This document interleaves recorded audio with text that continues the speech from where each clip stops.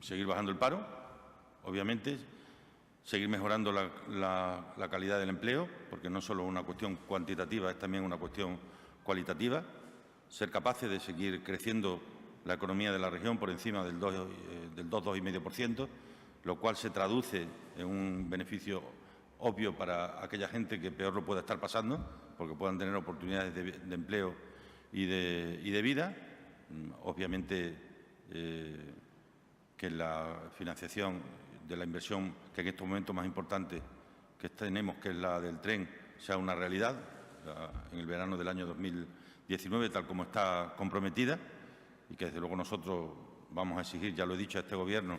tanto o más que el anterior, para que esos plazos se cumplan sin ningún tipo de duda, y eso es algo que vamos también a insistir, que no siendo posible una nueva sistema de financiación autonómica, si lo sea una reforma del actual,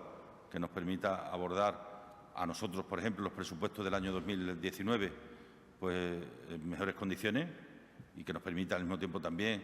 en la senda del año 2020 cumplir los objetivos de estabilidad que el Reino de España tiene contraídos con la Unión Europea, ¿no? Pero lo más importante de todo es cumplir con las personas,